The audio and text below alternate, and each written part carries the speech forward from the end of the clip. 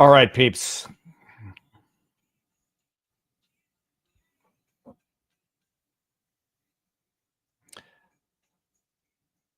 Okay, how do I bring this out? Everybody, just so you know, the day came. Well, the day didn't really come.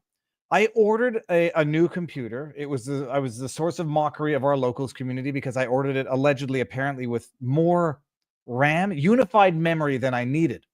And I ordered it on November 18. And I've been sitting here waiting around like a jackass for the computer to be delivered. And it had a window and it didn't come within the window. And I go to my email. I'm like, oh, it says it's been shipped and delivery is December 3rd to December 5th. The order was canceled on November 25th for reasons unknown to me. And instead of ordering that very same computer with the additional unified memory that people said I didn't really need all that much of, I just got a new computer, which has slightly more unified memory, whatever the hell that means. And we're going to see if it works without giving me this spinning wheel of death, the spinning wheel of death that I've been getting so often. But the problem is no sound.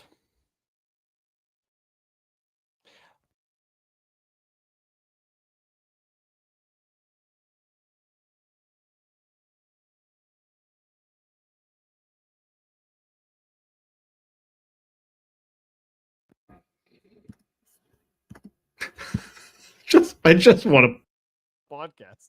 I just want to talk. Can you hear me now? Where's my phone? Can you hear me now? Mic check 1 2. Can you hear me now? Let me see here.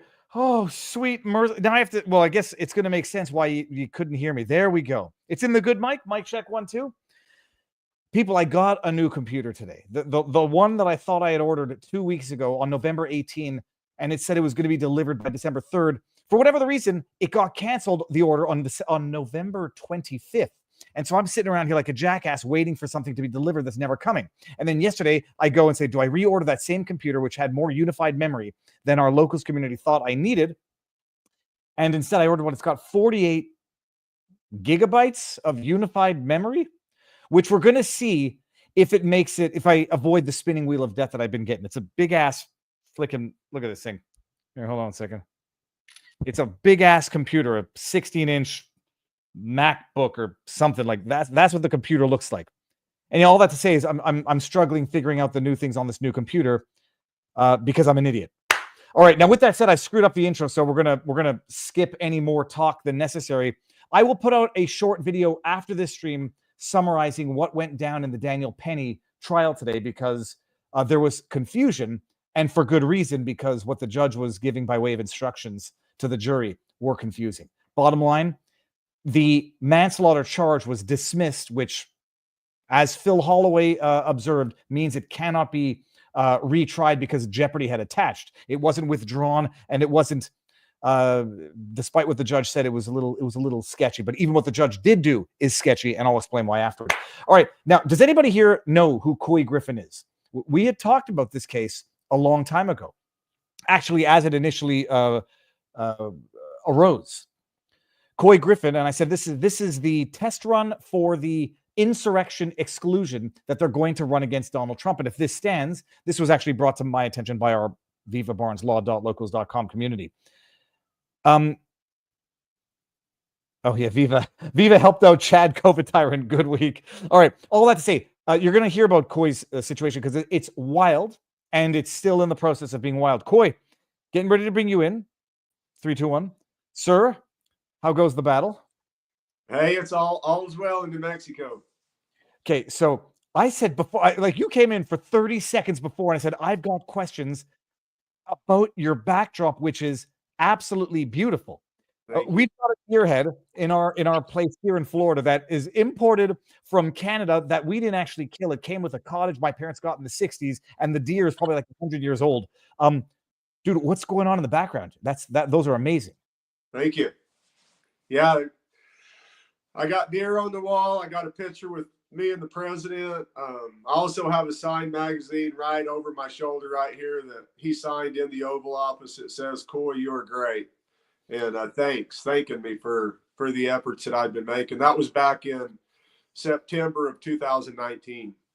Okay, so ordinarily I would dig into childhood a little bit, but I only just need to know like the overview. You're born and raised in New Mexico? That's correct. Yeah, born and raised a family of loggers and sawmillers. And we battled with the United States Forest Service for many years growing up, in which they eventually put us out of business through the Endangered Species Act, Mexican spotted owl, which kind of drove me into politics, I would say. My dad was involved. He was a county commissioner. But my background is in ministry, David, to kind of round it all out. I grew up, as I said, grew up logging, sawmilling. I grew up rodeoing. I rode bulls competitively through college. Worked in a Wild West show in Paris, France for about 5.5 years for Disneyland Paris. I drove stagecoaches, chuck wagons, trick rope, did all the fun cowboy stuff till I was about 30. Then I came back to the States, had a call into the ministry. I was just praying for a call to serve the Lord. The Lord really moved in my life during my end of my time in France. And I had the unction, or felt the call, to ride horseback from Golden Gate to Golden Gate, from the Golden Gate of San Francisco to the Golden Gate of Jerusalem, Israel, which I accomplished by God's grace. I started in San Francisco in 06, rode across the United States horseback twice in 06 and 07.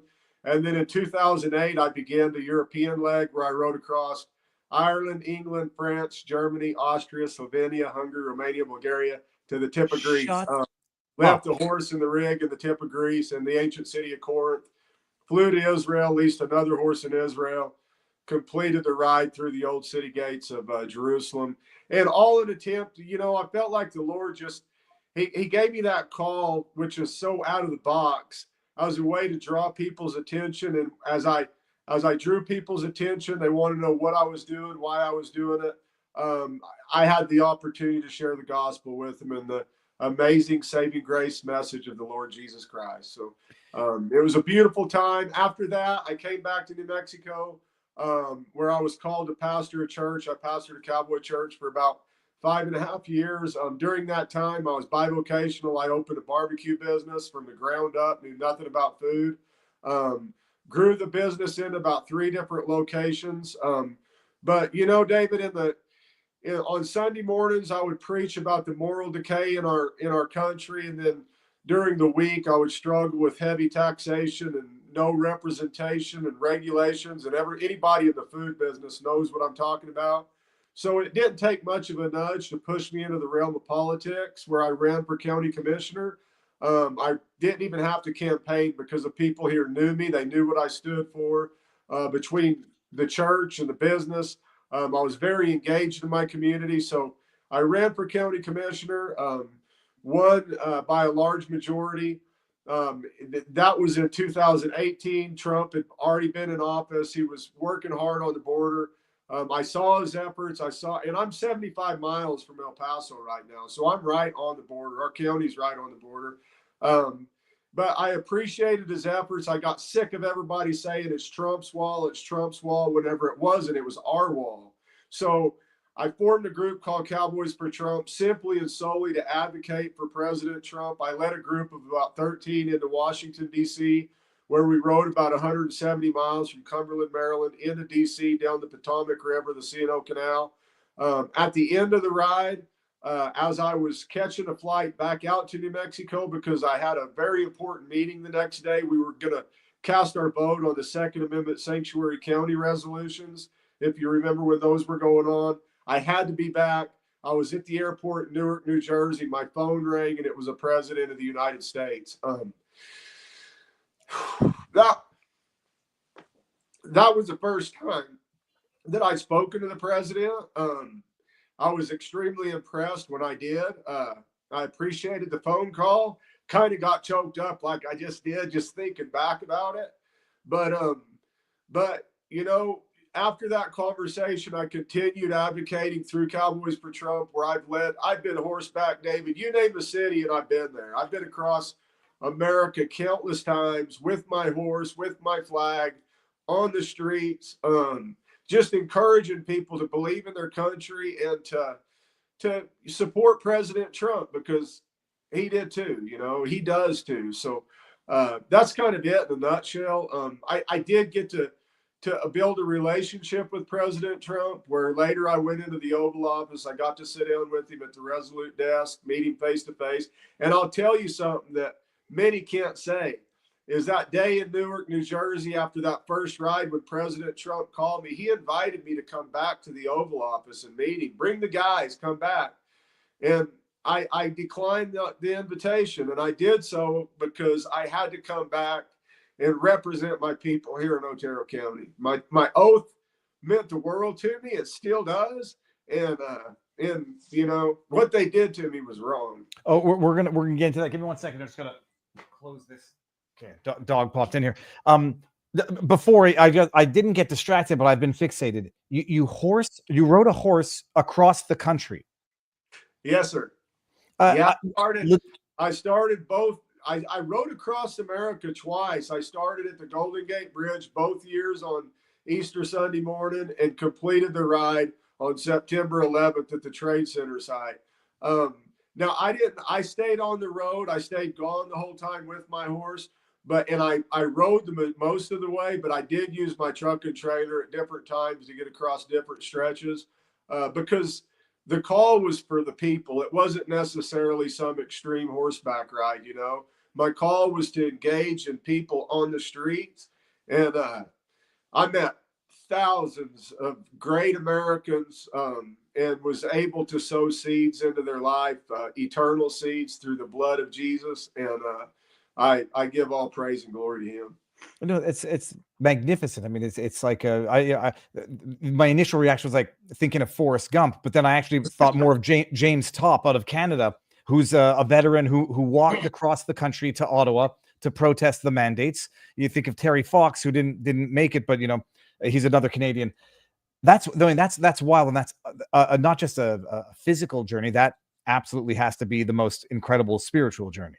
It was amazing, and getting to go across Europe, you know, I mean, a cowboy in New Mexico doesn't stand out much, but a cowboy in Europe, you know, I was able to garnish a lot of attention. I was able to hit a lot of media, and through that media, through interviews like this one right here, I was able to get on and share the message of Christ. You know, Bible based, not affiliated with any religious sect or any denominational church. It was solely the gospel and the words of Jesus. So it was a blessing. So a pastor by trade is what, but like profession? I'd say a pastor by call. Though, you know, I mean, like, yeah, being a pastor, much respect to all the pastors out there. It's a very high call. And I felt called to pastor, but I always felt like there was possibly something else where I really was going to get plugged in and where I really was going to be the most useful at. And I believe that's in the world of politics, because Lord knows we need godliness in a world of politics nowadays. And not to say that I'm anything, you know, I'm a man just like you're a man, brother. You know, I mean, I have many shortcomings. Every day I fall on my face, but I know that I trust in the one that was perfect, and that was Jesus. So through him, I can stand right before God. Okay, so you started Cowboys for Trump. What year was it that you started Cowboys for Trump? In 2019, February of 2019. If you remember, when President Trump he had shut the government down, and he was going to either shut it down again or go executive to get the funding for the wall.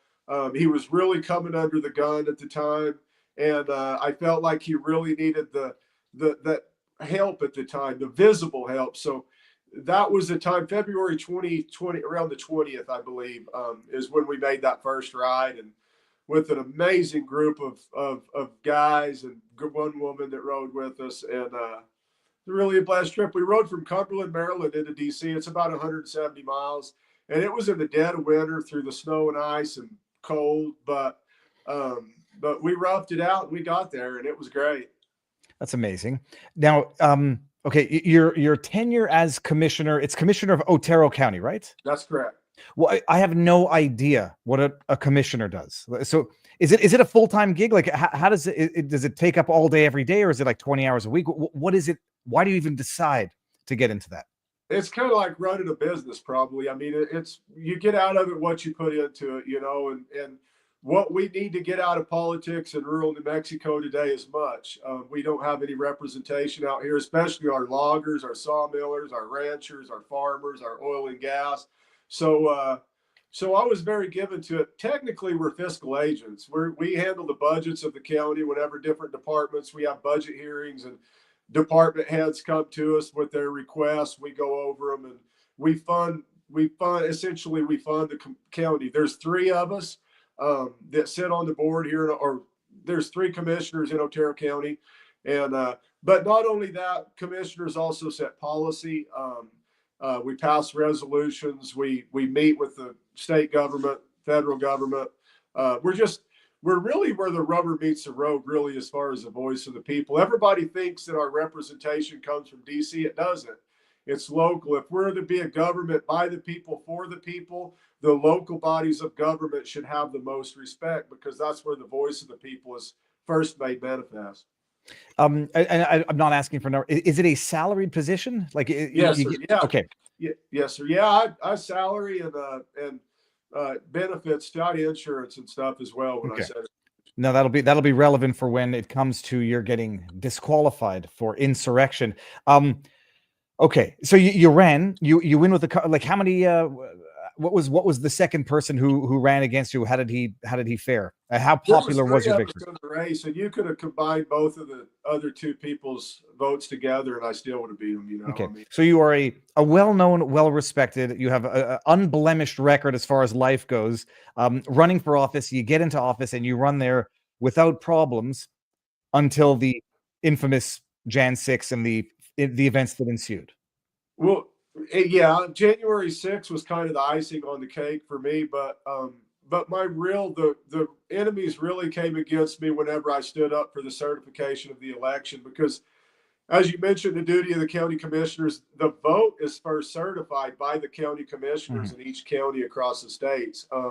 So when 2020 came upon us, and I saw the fraud that was going on, I heard the rhetoric from President Trump, Ted Cruz, Mike Pompeo, those above were saying that our elections were compromised.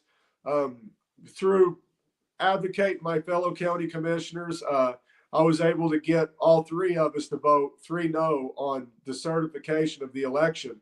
When that happened, the gates of hell broke loose on us. We were a national headline. Everybody above said, you can't do that. You must vote yes on a yes/no board vote. Okay.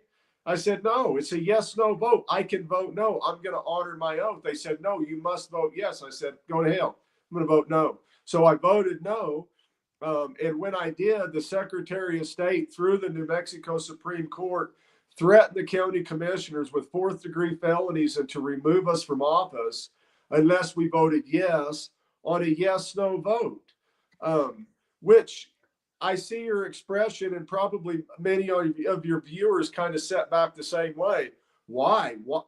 If you just have to blind rubber stamp approve without doing what you believe represents a fair election, then there should be no purpose for a vote in the first place. Absolutely, but I'll tell you the reason why they do it. It's because of liability. They leave it a yes/no vote. They force you to vote yes, because when you do, you assume the liability of the legitimacy of the election. So we always think that Washington, D.C. selling us out. We run to Washington, D.C. on January 6th going, oh, no, stop the vote. Whenever that fight should be taking place at our local county level. The county commissioners can put forth their concessions if it's to remove the tabulators, the drop boxes, demand voter ID. They need to put these on a resolution, move and pass it in a meeting, and put the secretaries of state on notice and say, if you don't do these things, we are not going to certify the election. That's where the rubber would meet the road. That's where we could make a stand at. But unfortunately, it hasn't happened yet. I thought we were going to be able to do it here in D.C. or here in New Mexico. But after they made those threats, they scheduled a revote for us to revote on the deal. And they did so on the same day that I was being sentenced in Washington, D.C. I had to call into that meeting to cast my vote once again. Unfortunately, my fellow 2 commissioners folded and voted yes, but my vote's still on record, and it's no. I voted against the certification, and so traveling to D.C., that was after I had already voted no on the certification. I honored my oath. I traveled to D.C. to peacefully and patriotically protest the election, once again, freely expressing my First Amendment right. And then that's when I got hit and eventually removed from office because they said that I violated my oath by participating in an insurrection, which we're gonna.